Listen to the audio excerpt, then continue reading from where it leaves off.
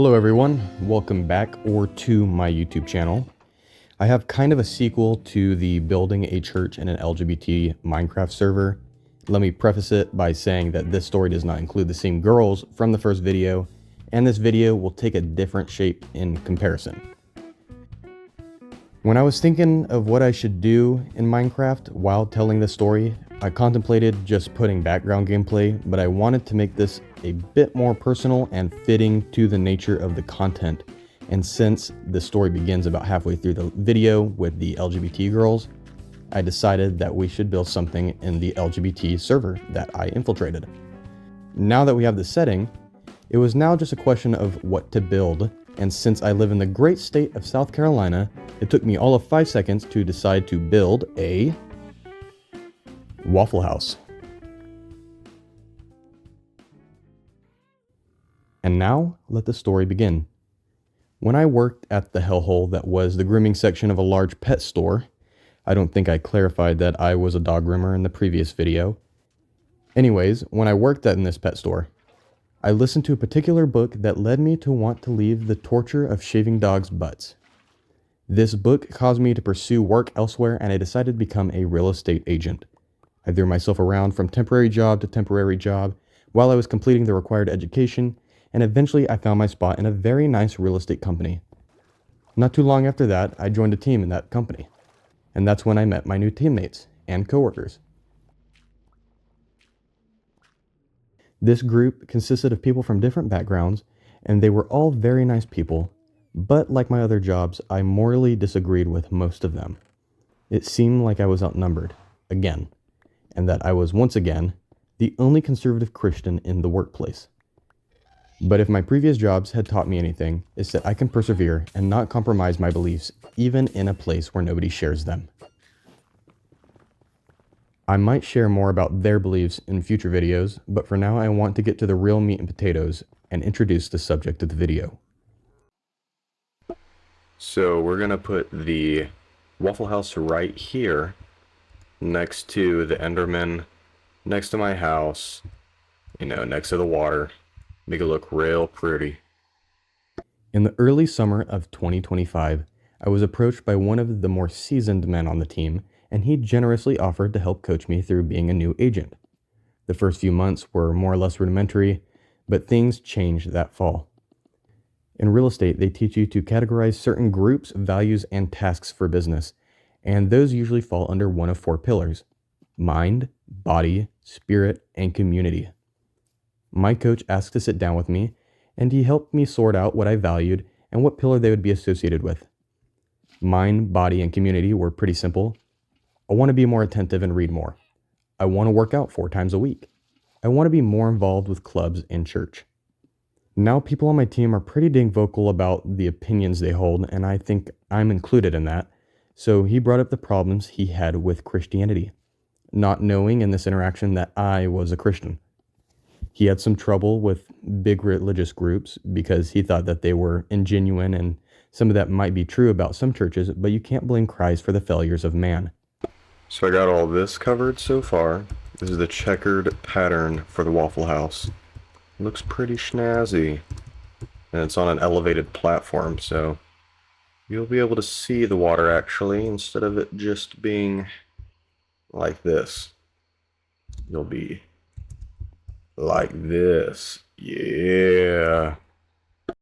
We spoke back and forth for about 40 minutes of our 1.5 hour long meeting, and we would continue to have meetings like this almost every time we'd gather, where we'd talk and sometimes debate. One meeting, things got a bit interesting. Okay guys, I'm stupid. I meant to put this down 1 block and have this like an elevated wall on the inside, so I have to fix that now. Coach started talking about things that he takes from Christianity and things that he excludes from Christianity in his own walk through life. He said that some of the morally unjust things that take place in the Bible he just can't seem to get over, and that's when we were brought to the big point of the reason for this video: morality. Coach kept repeating the words good and bad over and over while giving his point of view on the Bible, without even knowing he was doing it. I listened for a while he brought up death and evil in the worlds, and then asked why would God let this happen, Is there really a morally good creator for this world we are subject to? Easy fix. Look at that. That looks great, doesn't it? And you kind of get the idea of what I'm going for. I might move the front door to the right here because it doesn't seem like Waffle Houses have too many, symmetrical front doors. So I think I'm going to switch that up real quick. After he was done giving his piece, I simply reached into my apologetics box and asked him, "What do you mean by good?" Good. What is it? You may be sitting there saying, "What a dumb question." Good is good. It's as simple as that. And that's when I would ask, where did you come to that conclusion? I know it might seem funny, but it really is important to know these things. Where do you get your sense of morality from? What is the moral standard? There are a few arguments that have been made where morality does come from. Number one, whatever the socially accepted thing is, that's what becomes good. If you subscribe to this idea, I would reconsider it because if that's the case, all past atrocities like slavery, child sacrifice, and genocide by certain groups would, by that logic, not be morally unjust because the people at the time believed it was a good thing. And the majority believes it's good, then it's good. Number two, we evolved to be like this over time. I'm not going to go over the arguments for and against evolution because whether or not it's true doesn't disprove the need for God. If it was the case that morality was naturally built as life grew from a primordial soup, then that also has its problems. If morality is based on someone's nature, then you would not be able to judge a morally unjust person. For instance, someone who kills people, because that is just their nature. And they came to that view of morality in the same way you did, because it was just all an accident anyways. If you rebuttal it by saying, "No, you don't understand. We came to the conclusion over time that it's good to survive, and that's why we value human life. It's for survival." If it's all about survival and sparing each other's lives, is that just a means to an end, with the end being keeping the species alive? What happens if you keep the species alive by requiring to kill people or forcing yourself upon somebody to reproduce? Does that logic stop applying when you get to that point? If so, why? These moral alternatives have their problems without a moral standard. Coach decided that he resonated more with the first idea, but with a bit of a twist. What if morality, instead of being decided by the entire world or even just a country or town, was decided by the individual? What if each person held their own idea of right and wrong? You want to guess why this wouldn't work?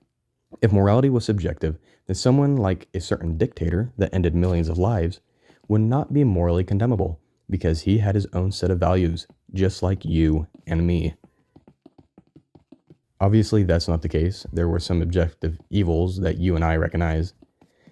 We share a sense of good and bad. Nearly everyone does. Why is it that people in isolated parts of the world agree that it is wrong to murder? Is it nothing more than a coincidence? What are the chances? We require a moral standard.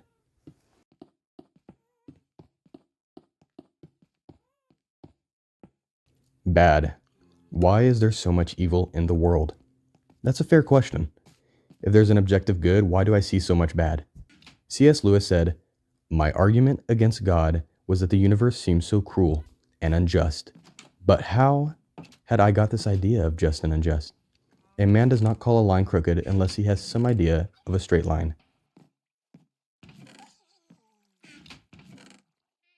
What was I comparing this universe with when I called it unjust? How would you know something is bad unless you had some idea of good? The existence of bad is just as much evidence that the moral standard must exist for you to even recognize the presence of evil. You might then ask, but why does God allow these things to happen? Now, since I'm a Christian, I can give you the argument that the Christian God gives. For God so loved the world that he gave his one and only Son, that whoever believes in him shall not perish, but have eternal life. John 3:16 is the most famous verse, and I think it is appropriate for this argument. For us to truly love him and his Son, we would have to choose to love him. As stated in the verse, there is a choice. Whoever believes in him. Meaning you either do or you don't love him. So all my stuff being gone doesn't really affect the build right now. It's just a pain in the butt because after the build, I'm gonna have to get netherite armor again. Luckily for me, people don't play this often and I could just steal from them. You have to have this free choice because love can't be forced upon you, or else it isn't love. It has to be freely chosen to love somebody.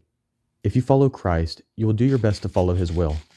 But now that there is a choice, this means that those who decide not to follow still have the freedom to do what they want. If they decide that they want to do something bad, they're free to do it.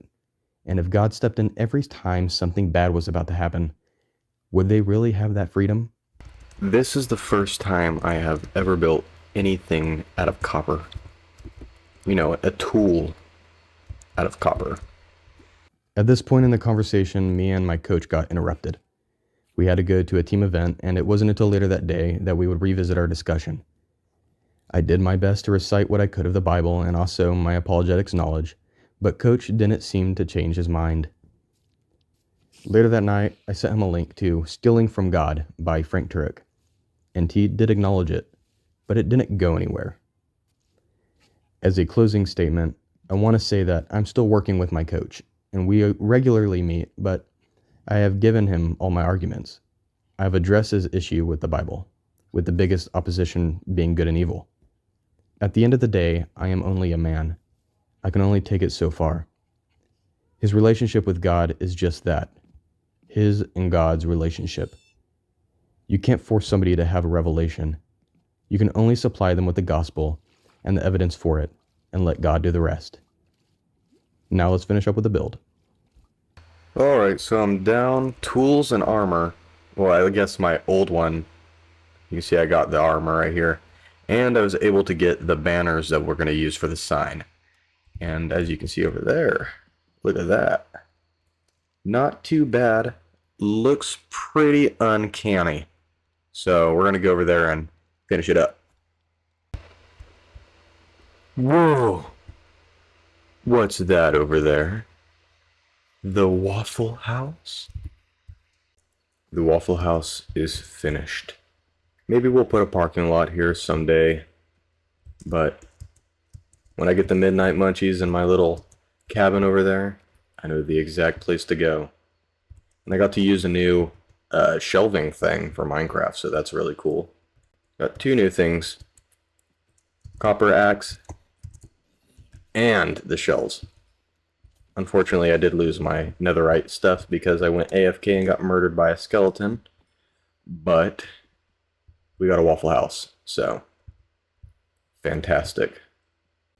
Pretty dang close. Maybe there's not a bathroom, but I mean, there's a nice little pond of water you can go and take a leak or crap.